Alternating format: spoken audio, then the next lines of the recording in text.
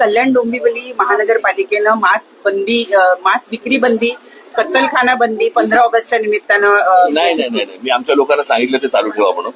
कळलं का?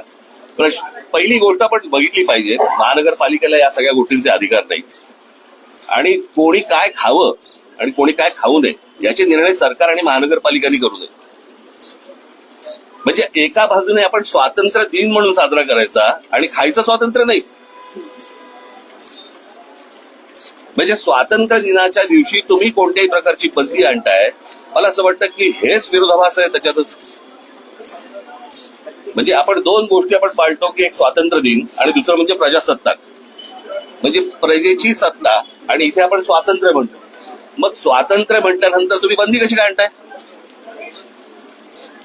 आणि कोणाचे काय धर्म आहेत आणि कोणाचे काय सण आहेत याच्याप्रमाणे कोणी काय खावं ही गोष्ट मला असं वाटतं सरकारने सांगू नये. कोणत्याच सरकारने सांगू नये की कोणी काय खाल्लं पाहिजे आणि कोणी काय नाही खाल्लं पाहिजे. मी आता कोणाकडे तरी ऐकलं की ह्या 1988 साली हा कायदा वगैरे आणलाय. मला असं वाटतं तो 88 साली आणला असेल नाही तर आता आणला असेल. मला असं वाटतं कोणत्याही सरकारने या गोष्टींचा विचार केला पाहिजे की स्वातंत्र्य दिनी आपण लोकांचं स्वातंत्र्य हिरावून घेतो. हे कोणता स्वातंत्र्य दिन? मतदार याद्यांमध्ये मोठ्या प्रमाणात घोळ आहे. मी 16-17 पासून बोलतोय. मतदार याद्यांमध्ये घोळ आहे. 16-17 सालापासून मी बोलतोय ना.